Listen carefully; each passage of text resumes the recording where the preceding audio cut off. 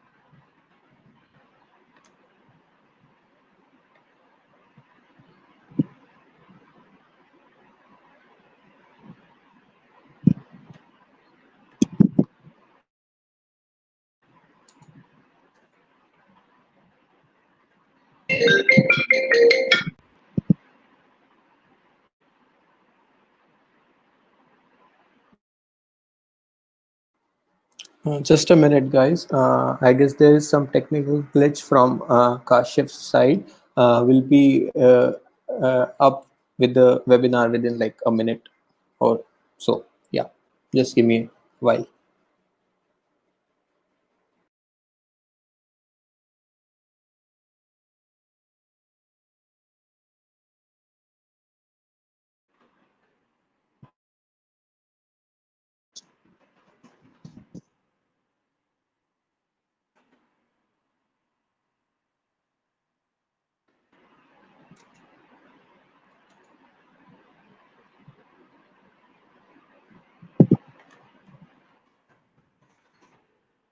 Hello.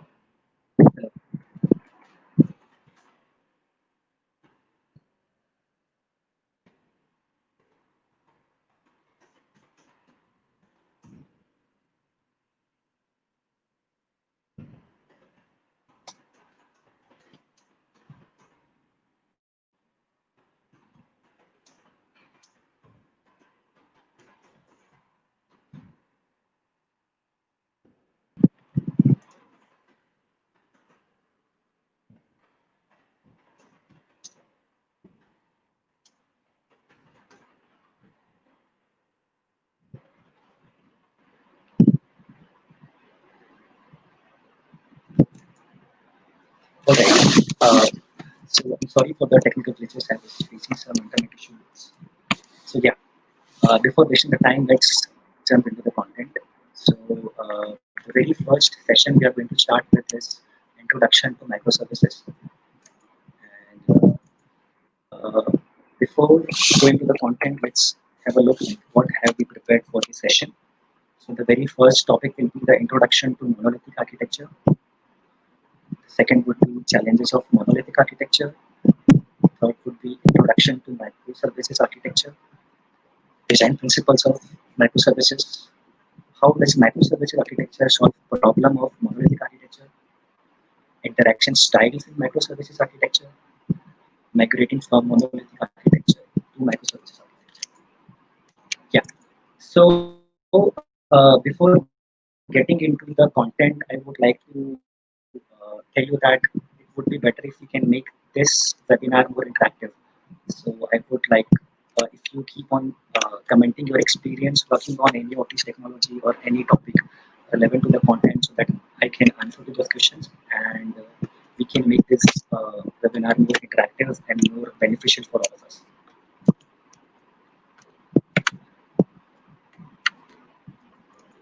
All right. So I believe before understanding the microservices based architecture, first we need to understand what made microservices architecture to come in the market. Like what problems are there which previous architecture were not able to solve. So those problems are very important to understand before getting a good grip of microservices. So I believe most of you are aware of monolithic architecture. So monolithic means composed all in one piece.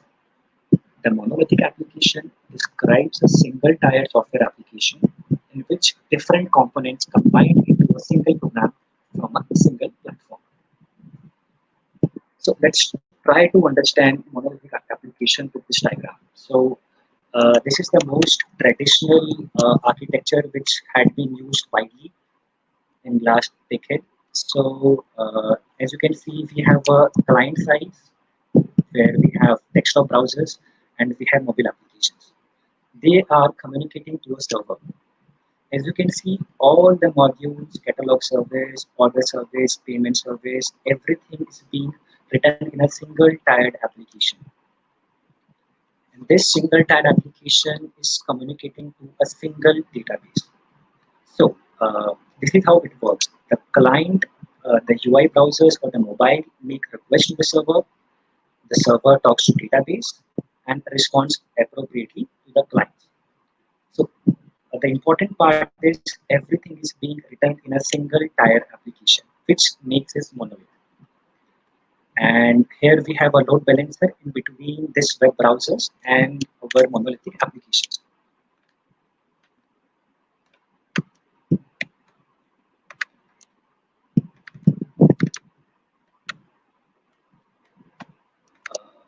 think I'm not properly audible. Hello, Mrinal.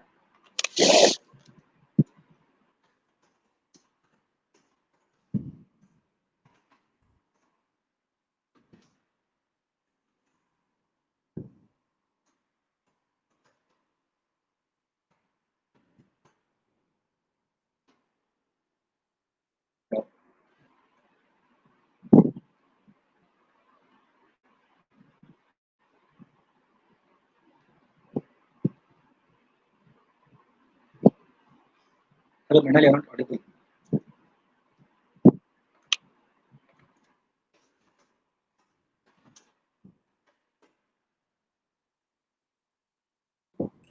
Yes.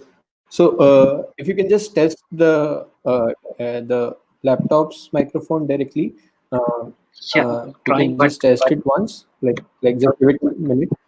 Otherwise, like you're problem is with audible. my It's just problem is with my internet, I yeah. guess, because my Wi-Fi is keep on fluctuating, so I'm facing this problem since morning. So, Okay, so but I guess we can continue with the same. It's just not up to the mark, but it's pretty much audible. So we can carry on. Thanks. I would like you to help me in that if I'm not at all audible, so that I can reconnect, so that we don't want to have Sure, anybody can miss sure. anything like that. Yeah. So I'm assuming that I'm audible. Yeah. I'm audible to you. Yeah. Okay.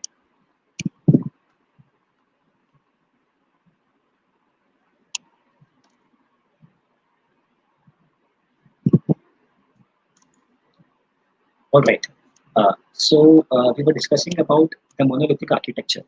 So let me brief it again if anybody had missed it because of voice latency. As we have some UI applications like desktop browsers, web applications, and mobile applications. These all are communicating to a server. So the most important point here is like everything is being returned in a single server, in a single tied application, which made this architecture a monolith application. As you can see, catalog service, order service, payment service, everything is being returned in a single tied architecture. And these modules are communicating to a single database and responding to the UI clients appropriately. And we have a load balancer in between client and the server, which handles the scaling of this monolithic application. So I think I should brief about I think I should brief about this architecture as well, how this scaling is work. So as you can see,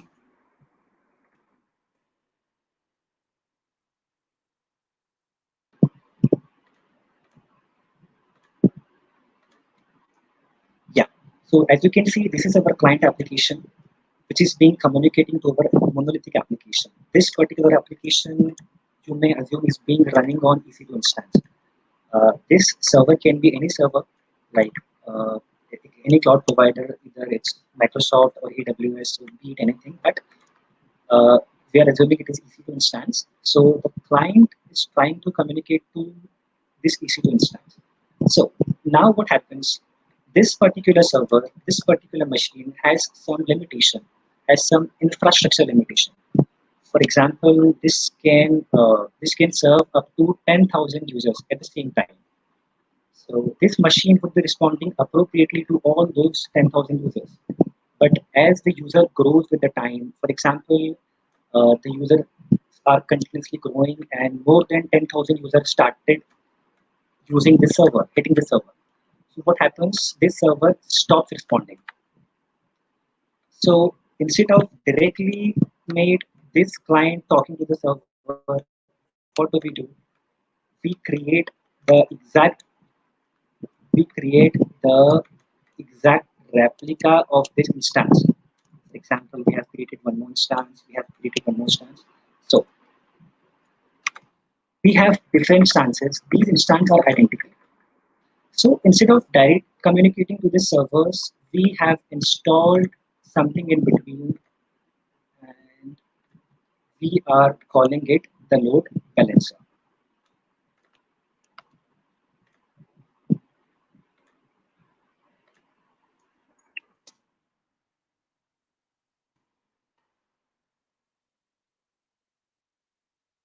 So this is the load balancer.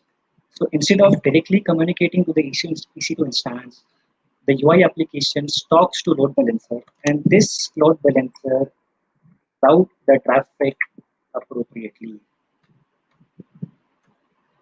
For example, the first 10,000 user, this load balancer has been routed every user to this particular machine. And if this particular machine is exhausting, all the users have been completed.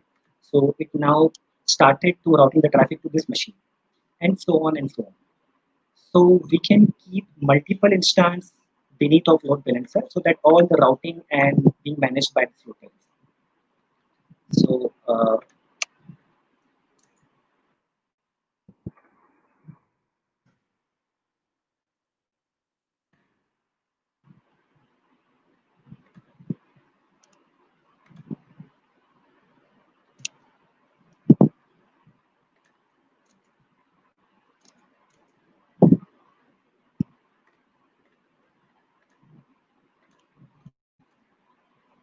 all right. So this is the typical traditional monolithic application. All right. So let's first talk about what are the challenges we face while dealing with monolithic infrastructure, monolithic architecture. Because understanding the challenges will really help you guys to understand why we are moving towards microservices and how these problems are being solved by microservices. So the very first problem we face is inflexibility. Like as it says, monolithic application cannot be built using different technologies. So, for example, you have been developing an application, right? You have started to develop an e-commerce application, and at the initial stage of development, you must have pick up a language, whether it could be Node.js, it could be Java or PHP Laravel or any language. So you pick a language and start developing it. With this language, you also pick a database. Either it could be a graph database or SQL database or no SQL database. So once you have finalized this technical stack and you continue developing your application, there might be a possibility that you realizes that these a particular functionality can be developed better in different tool set. For example, if your application requires some CPU intensive task or maybe some image processing or maybe some stream IO operations, so different technologies serves best solutions to these problems. But going with monolithic architecture, you are very bounded to the technology because you have a single application and everything is being running in that single machine. So this is the very first barrier you face while developing monolithic applications. Second is unreliability. Even if one feature of the system does not work, then the entire system does not work. As as we have seen that everything resides in a single application in a single machine. So if one feature of that application stops working, it impacts the entire system and the entire system stops working. And the next is unscalability. So monolithic application cannot be scaled easily as each time the application needs to be updated and complete system has to be rebuilt. So let's try to understand this with this diagram. For example, we have written everything in a single server, and there is a possibility that you need to scale this order service, right? Because of what is happening in this order service requires more infrastructure or more memory, or like you need to scale this. But you, in order to scale this particular module, you have to scale up the whole infrastructure, the whole application. So every time you have to scale up and scale down the whole application, even if it is for a single module. And the next challenge is blocks continuous development. As everything resides in a single application, you cannot develop multiple features at the same time because there has to be an order because these modules must be interconnected to each other. So it does not support continuous development.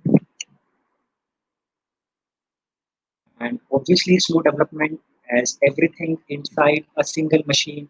So multiple developer, it would be difficult for multiple developer working on a single code, single piece of code.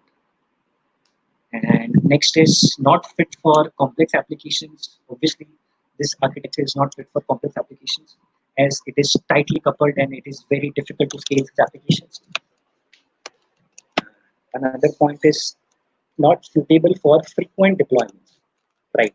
So as you can see, like in today's world, where everybody follows the agile methodology. So every time you make a small change, you have to deploy it on the production. So if everything will be reside in a particular machine, for a single change, you have to deploy the whole application, which makes it difficult for frequent deployment. All right.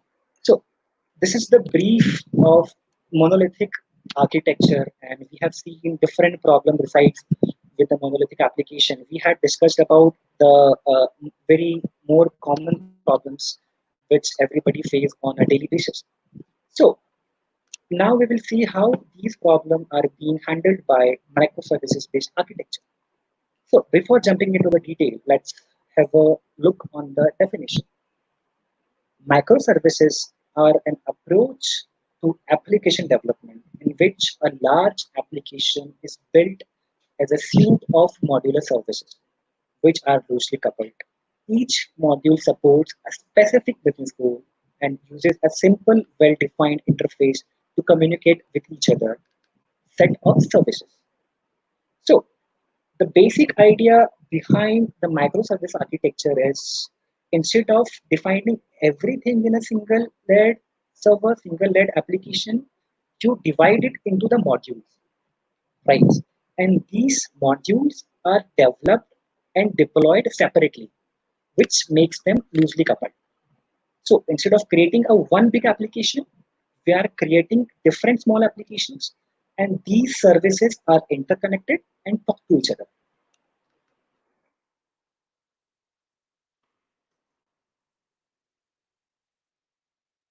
So let's try to understand with the same example. Unlike the monolithic application, we have divided each module in a separate application. As you can see, we have the client here, we have the mobile devices, and instead of defining everything in a single TAD application, we have developed and deployed them in a separate container, in a separate running entity. And the most importantly, as you can see, each module has its own database. For example, catalog service is talking to this database. Respectively, each module is talking to each other's database. So this is the basic fundamental of any microservices application. You have divided each small service, each small requirement, each small business requirement in a separate service. And you make them talk to each other and work as a single application.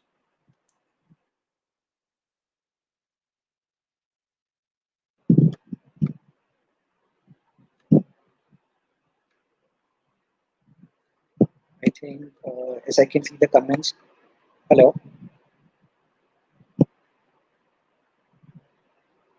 guys, as per the comment, I can see you still are facing the voice issues.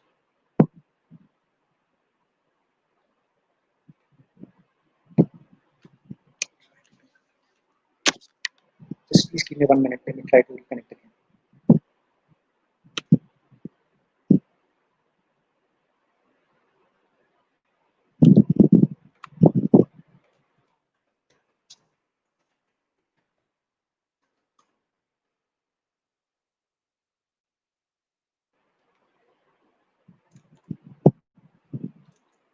Okay, so I hope this time I'm more audible. I try to reconnect again after disconnecting. I hope it works.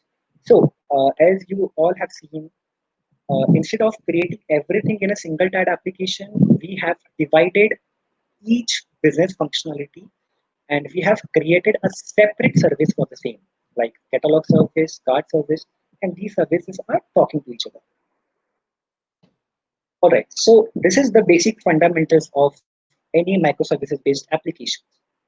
But in last decades, people has been evolved this architecture and made some principles, which you can say some best practices or some principles which everybody follows to. So here are the design principles of microservices. The very first and most important principle of microservices, it does not share database table with another service. For example, this particular catalog database cannot be accessible to any other service directly. This particular database is only being accessed by his service. So which made this database works only with this service and this works in isolation. This is the very first basic principle of it. Second principle is it's thoughtfully stateful or stateless. So before you start designing any microservice for any business purpose, so the most important point you should need to understand, would this microservice be stateful or stateless? For example, will this particular microservice will have session data or can persist data within multiple requests? So this is the most important thought you should give. And the next principle is microservices should be loosely coupled. The next point is its data availability needs are accounted for. So, for example, you have 4 existing microservices, right? And for any business need, you are going to create one more microservice.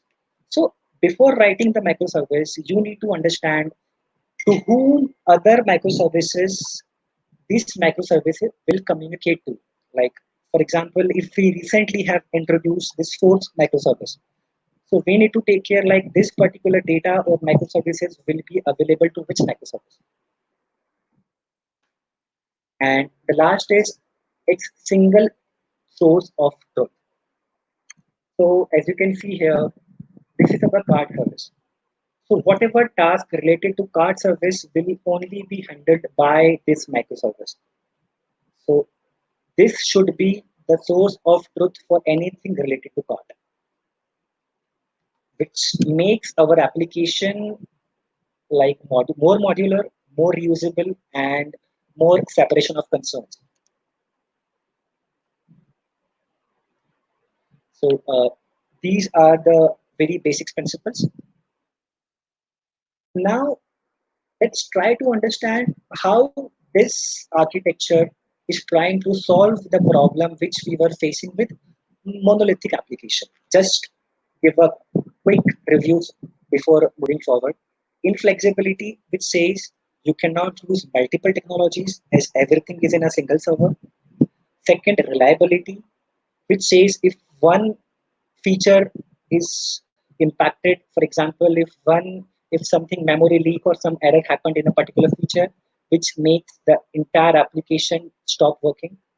Another point is scalability, blocks continuous development, slow development, and not suitable for frequent deployments. Now let's try to understand how these problems are being solved by microservices.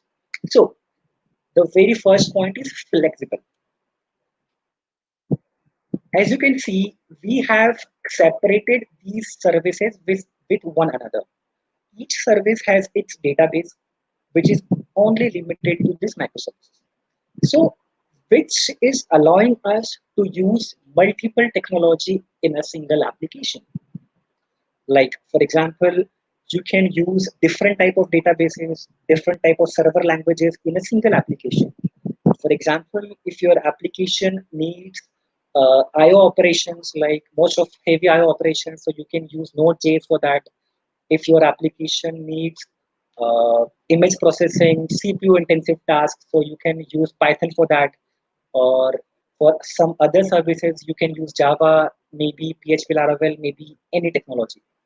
So developing application this way gives you flexibility. So you can use as much as technology, as much as database within a single application. The next point is reliability. As you can see, if any of these applications stop working, it will not impact the other microservice because it is working in its isolation, right? So the whole application will not stop working if one feature stops working. Another point is scalability. Obviously, if you have to scale a particular module, for example, you are supposed to scale your image processing part of your application because you are doing excessive image processing. So you can only scale that particular microservices without even touching other microservices, and your application will be good to go. Another problem was continuous development, as these applications are separate, so multiple developers can parallelly working on these each microservices, which makes the development faster and obviously the faster development and support easy frequent deployments. So, for example, you have a microservices based application in which you have 5, 6 different microservices, right? And you have made a small change in any of the application, any of the microservice. For example, uh, you have a microservice whose responsibility is to send a notification to the users of the application, and you have to make some changes in the service.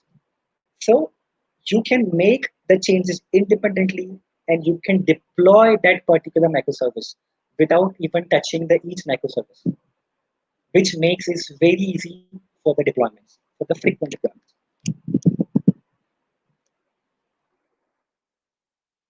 All right. So now we have seen the basic of microservices.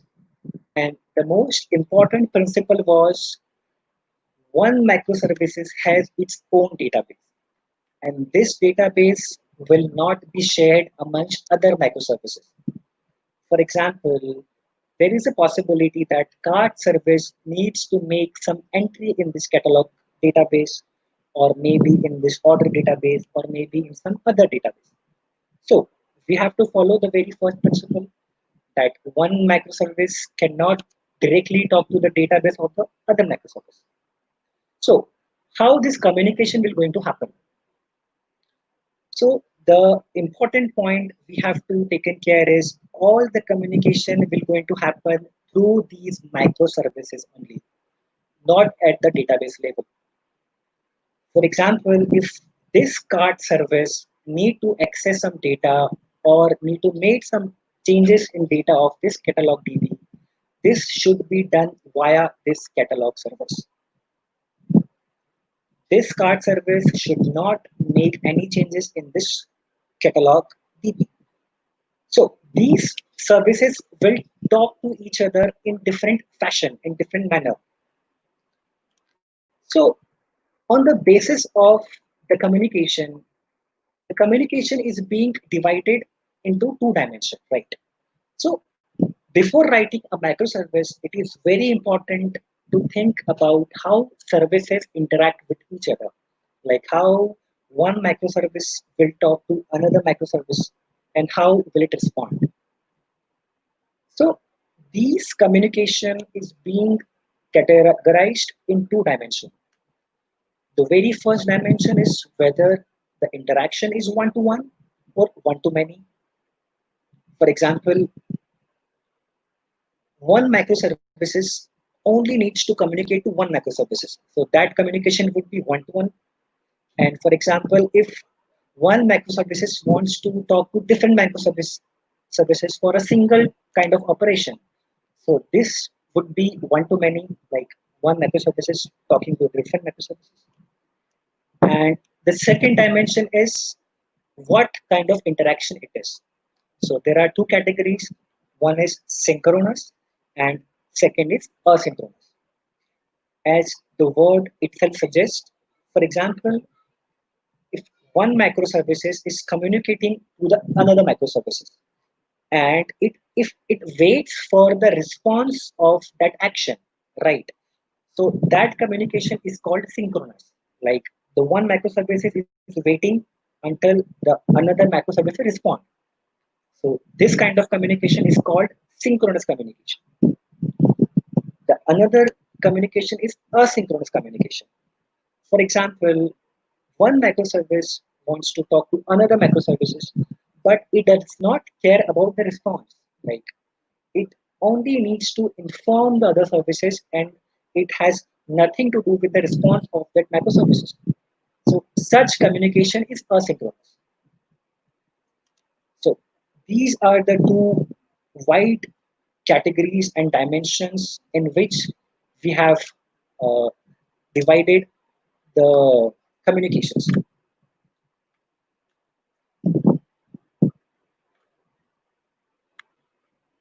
Let me keep an eye on the questions as well so that we can make this session more interactive.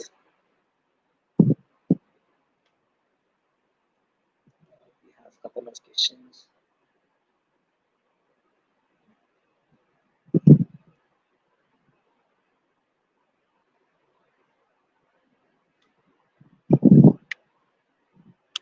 All right. Okay, so Mahima Rao had asked a question like, why do we need reports and dashboards in microservices? So, particularly, for example, as we have been talking about the good points about the microservices, but there is a possibility as we have divided this application into a different small applications. For example, one is catalog service, different is card service. So as these services grows, for example, as you can see, as of now, we have only 4 services.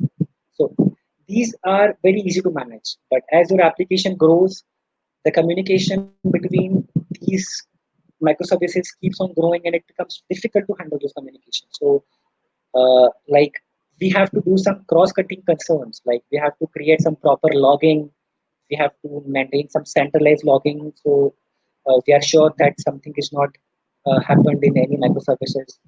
And the, another important point is we have to handle the partial failure. For example, imagine if your payment services stopped working for any reason, right? So now this order service will keep on trying to communicate this payment service again and again, unless the fact is this payment service is down for some time. So this is a partial failure case.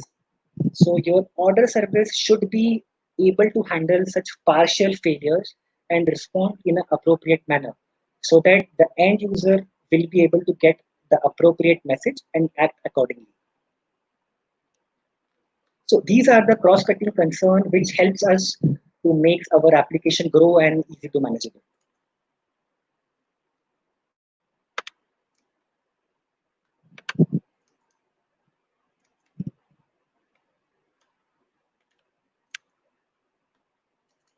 Okay, so moving forward, we have seen, all right.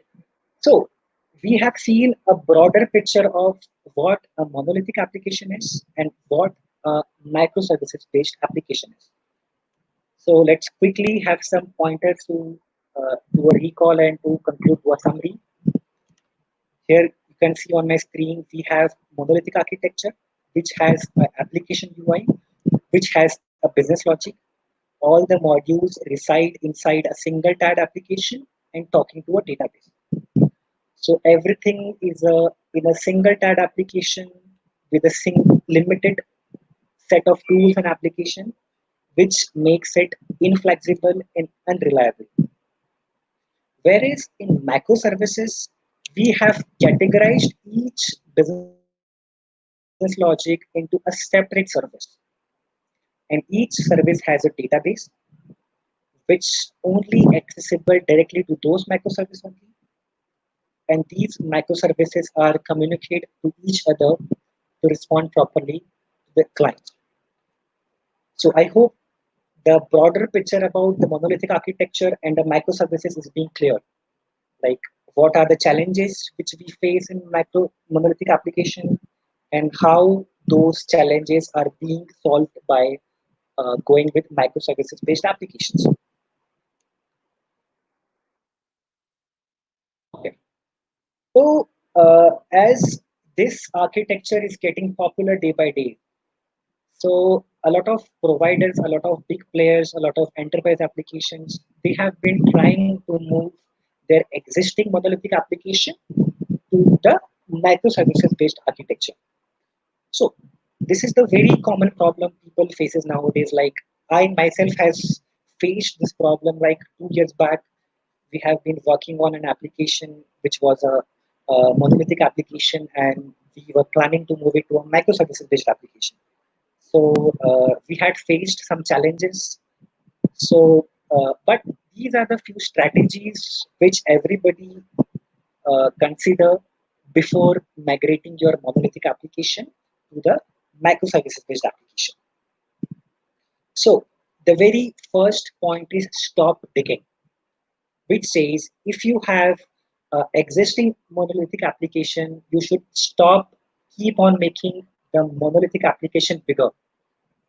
This means you should stop developing the existing functionality in the monolithic application, and you should try to separate the new functionality from the existing monolithic application, and you need to deploy it in a different microservice.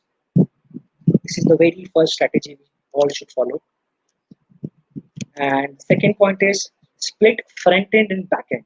This is the most important point. For example, you have an application, right, uh, which is not working on REST protocol. Like all the UI, all the HTML are being generated from server and returned to UI. So this type of application is very difficult to migrate to the microservices architecture. So the first step you should do is you should split the front end and the back end. You should split the presentation layer from the business logic or the data access layer of your application. So the moment you split the front end from the back end, it helps you to make your monolithic application towards microservices based application. And the third point is extract existing services. Now, if you have developed all the new functionalities in a different microservices, now it's the time to remove the business functionalities one by one from the monolithic application and convert it into a separate microservices. So each time you separate a service, separate a business functionality from your monolithic application, your monolithic shrinks. And by the time you keep on moving things from your monolith application into a smaller microservices, it keeps on shrinking, and a time comes where your monolithic application will disappear or itself will become a microservice. So these are the three strategies which I personally had been faced and taken care this way to make the transition smoother, because writing the whole application from the scratch is never a good idea. So you need to do a brainstorming before migrating your existing applications to the microservices based application, like how this API or how this microservice will going to communicate with each other.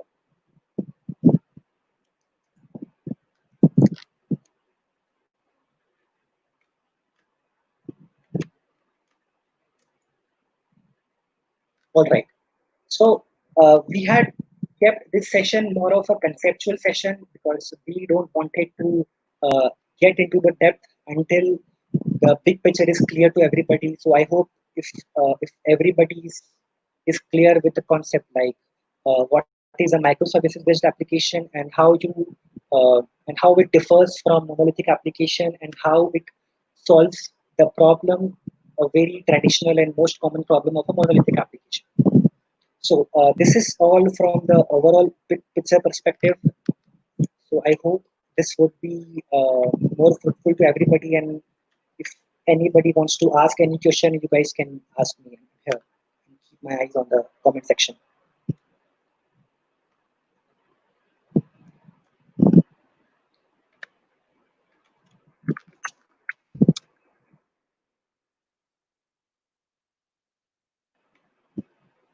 You guys can also share your experiences working any of this technology and the problem you had faced and how you have solved your problem, or so that I can discuss with everybody to make it fruitful with everyone.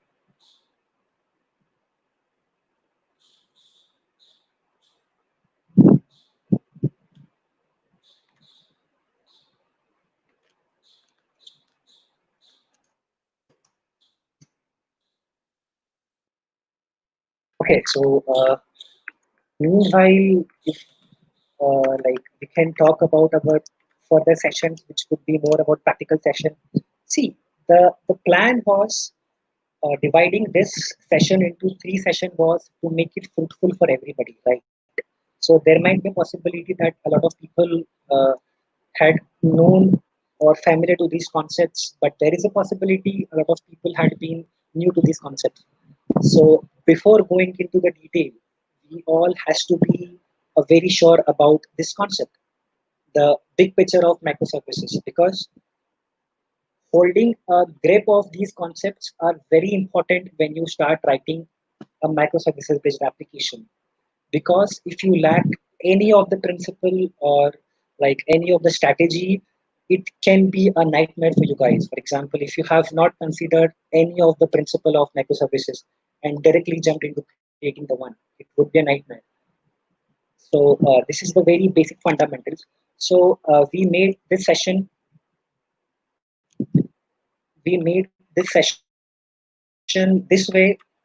The very first session will going to be the theory, more about the concepts, and the next session would be about introduction to AWS services. Like AWS is being popular from last 5-7 years, more than a decade. So why everybody is moving toward clouds, and how AWS is helping people to deploy and manage their application, and how what are the most common and the most used services of AWS, like Lambda, Elastic Beans, EC2, AWS Queues, SNS Topic, AWS Incognito.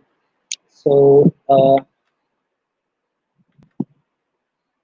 okay, so we have a interesting question. Navdeep Singh has asked a question like, let me read the question for all of you if you cannot see on the screen. As you mentioned, that will be different database for each service. So would not this costly to have so many databases, managing them and maintaining them?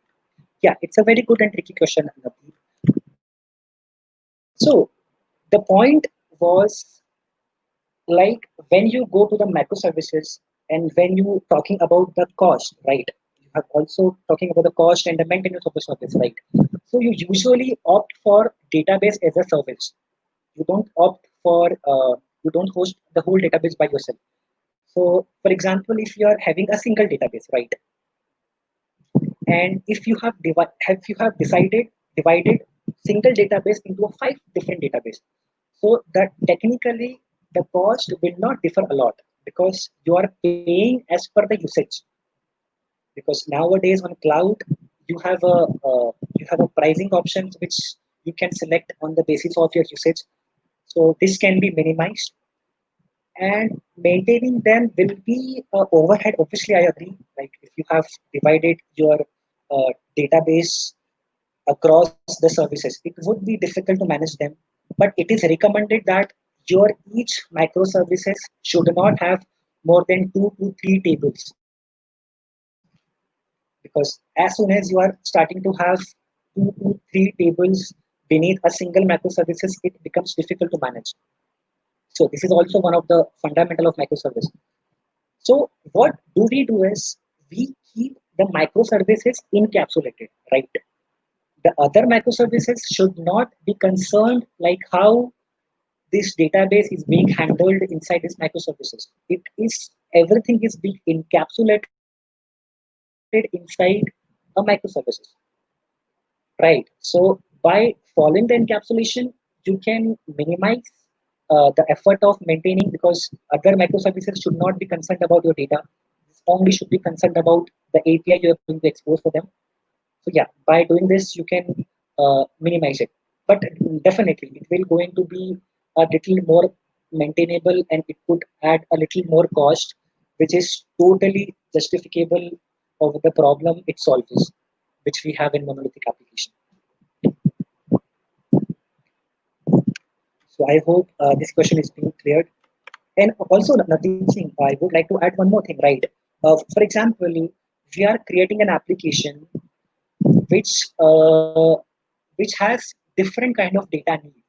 For example, it also need some structured data. It may also need some unstructured data, and there is a possibility you need to handle some graphical data. For example, managing some social data, managing multiple links in between users. So there is a possibility like your one application needs to solve different problem on a database front. Like one problem has to deal with structured data so that you can use your any SQL data for that service. And another service may be requiring your no structured data, so you can go for any no SQL data. And maybe your another service required graph data, so you can use any graph data like Cassandra beneath that. So having the capability to use different database solves a lot of your problem, which was not possible going with a single database.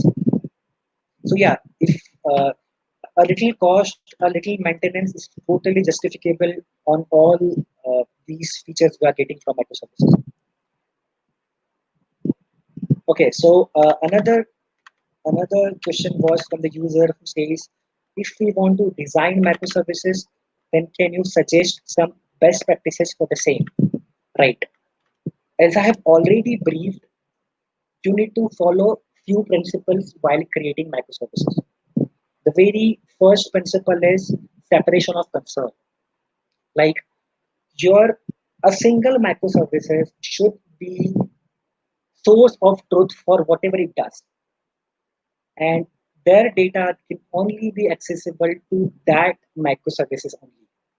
Let me try to show the diagram once again to give you a better explanation for the same. All right. So the very first best practice and good principle is you need to have a database beneath the service, and this data should only be accessible to this microservices. So this is the very first principle we are going to follow. The second principle is separation of concern. Like this catalog service should be capable of handling all the catalog related stuff. Like all the catalog stuff should be handled within this microservices so that it can be reused amongst multiple microservices if required. And the third important point is encapsulation. Like your business logic should be encapsulated in between this catalog service. For example, if your card service is going to use this catalog service, this card service should not be concerned about the actual implementation of the service, right? If you encapsulate the data and only exposes some methods and APIs, so that it would be easy for you to change this service at any moment and make the changes. So the encapsulation is also an important good practice. So these are the good practices which I think you should follow while creating any microservices based application.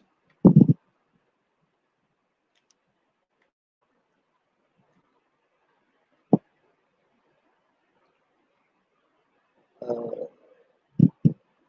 does anyone have questions? You can shoot the questions. I'm here to ask to answer them.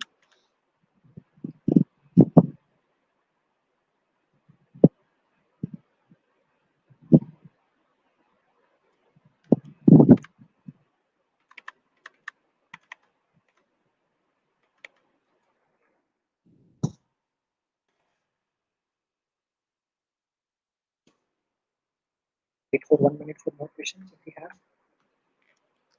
or we can have a glimpse of our further sections coming. Okay, so I think I should brief about the further sessions which we are going to plan in coming weekends, so that you can relate to this session to those sessions. So we now have a grip of basic understandings, the fundamentals of any microservice application. We have a grip of like how this microservices solves the problem which we used to face in monolithic application. And we have a conceptual understanding of the concept and the basic principles which we need to follow while creating microservice application.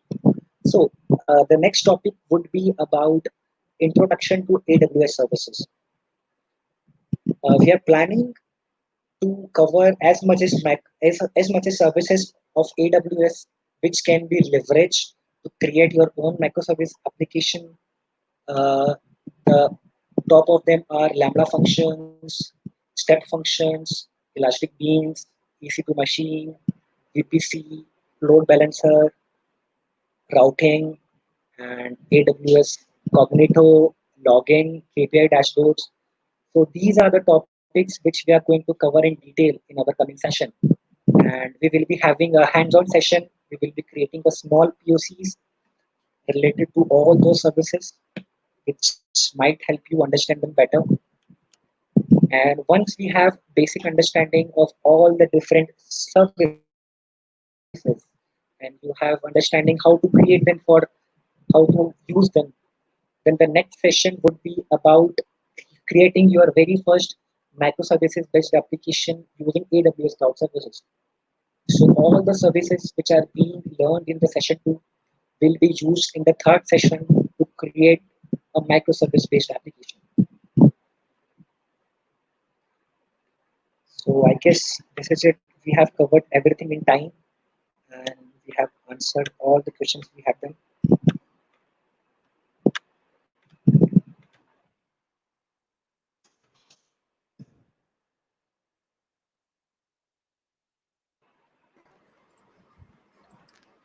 Hello. Yeah, I'm enough. Hello. Kashif, I don't know why I have got some questions in my inbox. So if I'll just read them out and if you Yeah, can sure, answer. Yeah. sure, sure. So the person is asking why why do people hesitate to use microservices? So basically, I guess the question is like, why is microservices not being used so commonly? See, uh, yeah, so this is it, right? This was the question. Hello? Yeah. Yeah, okay. So let me tell you how things evolve, right? Previously, in before, like if you talk about in the early of 2010 or like at that time, everybody tend to use as monolithic application, right? Nobody was adopting microservices based application. So like let me quickly share the screen how it used to look before. That it would help everybody. Okay, right. So this is the most traditional architecture which had been used widely by most of the clients and most of the applications out there. So this is a monolithic application I had briefed about. So this is good, right? For example, this application, this architecture is good if you are not planning to scale your application at a large level, right? Or you're not going to have a complexity in your implementation. Right? So this architecture is good to go. But again, there were some problems which was not able to be solved by this architecture. As I have already briefed, imagine you are creating an application, right? And that application has uh, three different business logic. The very first business logic is most CPU intensive task. For example, you are running some AI tools, some AI operations, artificial intelligence things, or maybe you are doing some image processing or anything which are CPU intensive task. And the second business need may be related to IO operations, right? For example, your application needs to deal with IO operation like downloading the data, uploading the data, right, and keep opening the stream between the client and the server. For example, the gaming operations, right, when we do live chatting, right. For example, WhatsApp, Facebook. So these all are works on streaming, right. They open port between client to server. And maybe the third module could be like the user management system or something like that. So now your application comprises of three different business logics. And obviously we have different technologies which are perfect for these problems. For examples, if we are going to handle CPU intensive tasks or maybe image processing, Python is a good to go language, right? We must opt for Python or language R, something like that. Or maybe for streaming operation, we have to go for some languages which are very capable of handling streams. For example, Node.js. So within your single application, you are realizing that you need different technologies, different set of tools to serve or to make the best application. But if you created it as a monolithic application, you cannot mix these languages, right? For example, whatever is being returned inside Java or Node.js will not be understandable by whatever is being returned in Python, obviously. So you cannot club these technologies and tools together to make a perfect solution. So microservices solve this problem because you are separating the modules. You are deploying them, maintaining them, and developing them separately. So which gives you the ability to use best of tools, best of technologies for those problems. In fact, best of databases, which fits the requirement. So this is one of the reason of microservices, and another reason is fault tolerant, like reliability. As for example, as we have seen how scaling works, right? If you can see my screen, we have a load balancer, and we have three identical applications, right? With identical, I meant the same code is running in all these EC2 instances, right? And we have configured a load balancer on top of it so that traffic can be routed accordingly. And if one EC2 instance is unable to serve the request, it can be transferred to the next EC2. But most importantly, these all are identical server. So if any one any one feature of any one module of your application stops working and it's giving error or maybe some memory leakage or something wrong is happening to a particular module, it will going to impact the whole application because the whole application is running in a collaboration, running in a very tightly coupled manner. So this will made to fail all the application because these all are replicate of one another. If error comes here, it will comes here as well because these are identical. So one error could make your systems down as a whole. This is the second problem. And the another one was scalability of particular module. Right. For example, your application comprises of 3 or 4 different modules, right? As I have, let's take the same example. The one is image processing, another is IO operations, and another is user management, right? You have 3 different modules. But imagine your image processing part is being used widely. Like everybody is using your image processing part. People are not using user management or IO part as much as they do use image processing part. So now you want to scale the system, but everything resides in a single server. You have to scale it as a whole, right?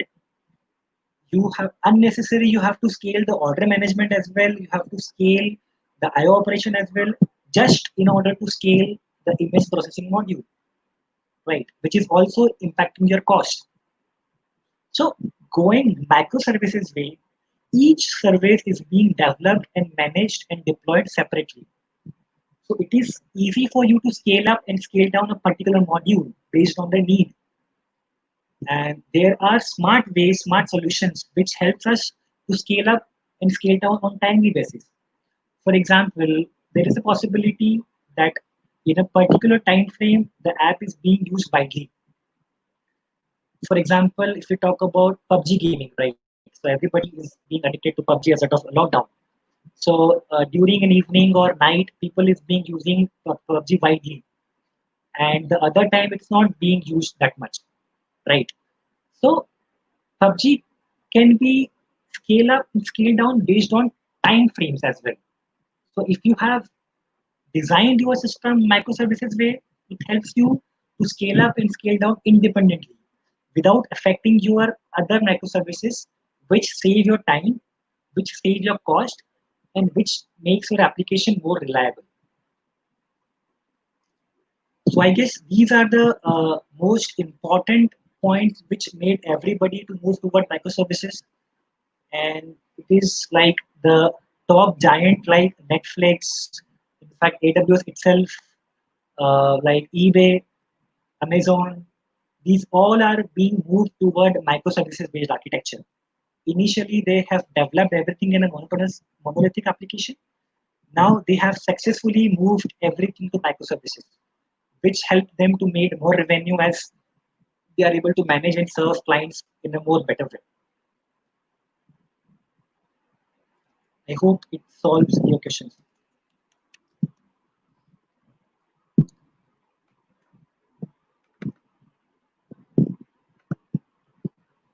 Okay. Another question is, what are the most common mistakes made while transitioning the microservices? Okay. So obviously, as I have mentioned, let me try to add some more points over it. The most important common mistake is we try to, for example, if we have two microservices, right? If one microservices try to access data of another microservices. So for the sake of simplicity, what we think, we try to access the database directly from another microservices, which seems an easy option at that time. Like it's obviously easy to access the database directly via some other microservices.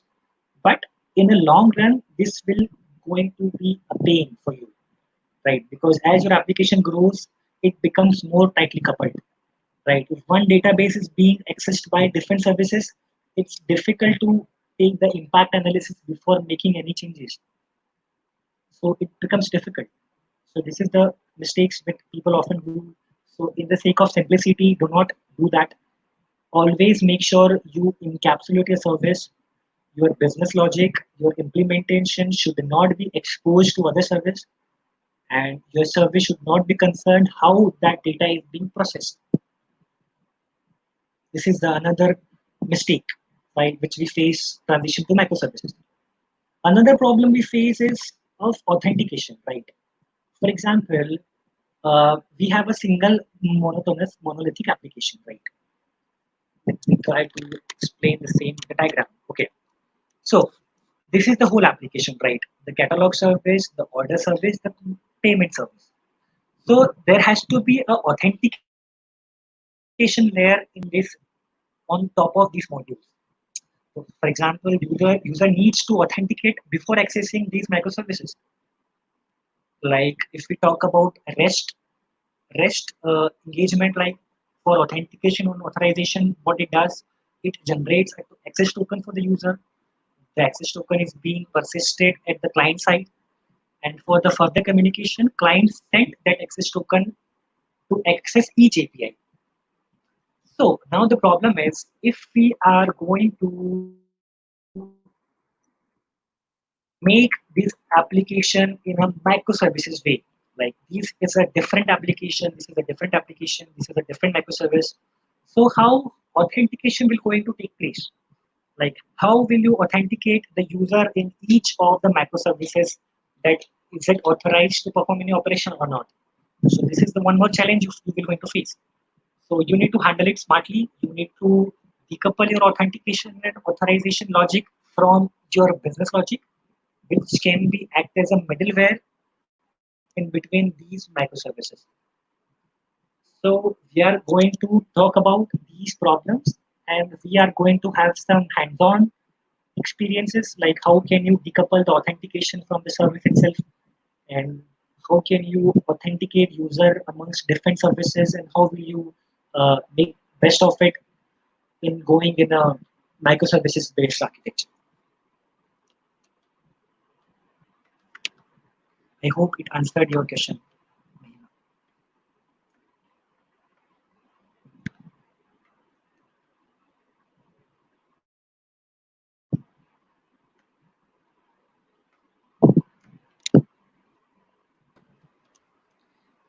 Any more question, guys?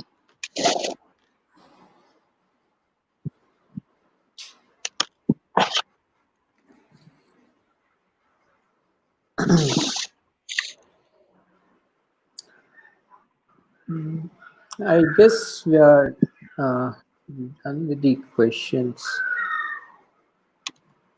If you have any other questions, then you can post me. This is all questions I can see.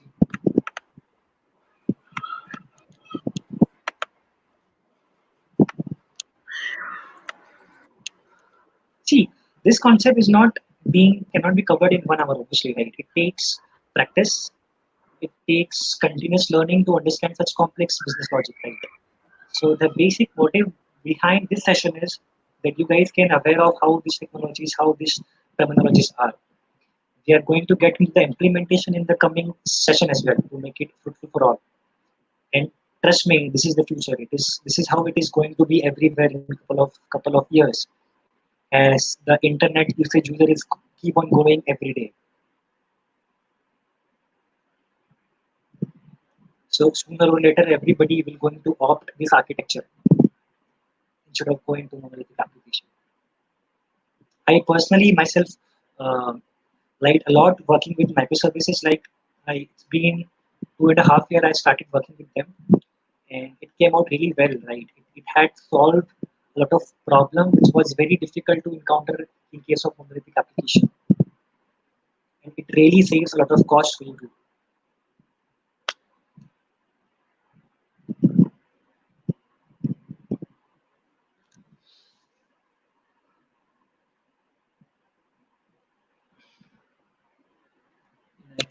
Yes, we are done with the questions as well.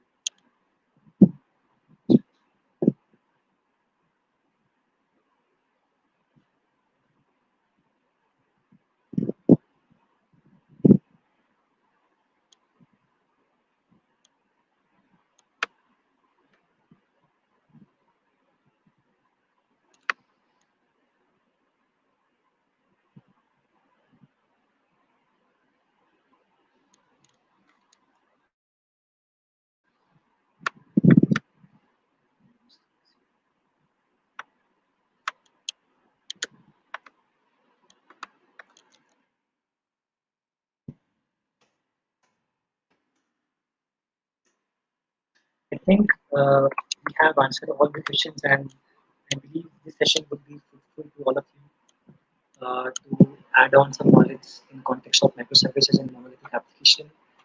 And also, I would like to thank Manal and Facebook Developer Circle community to make to conduct a session which all helps us all to learn things better. Okay, now we have one more question which says, why do we need containers for microservices? Okay, so when do we talk about microservices? You usually talk about containers, right? So containers, like I did not cover the container in detail in this session as I have planned it for the next session. So basically, containers are nothing but containers are the servers in which your application is actually running, right? For example, you have created an application, right? It should be running in a container, right? So like a Docker image, so what you do, you create images of your microservices, right? Like you create images of your microservices, and it is very easy to scale them and to deploy them with the help of containers. So this is the reason we need container in microservices. We will going to cover it in detail in our coming sessions.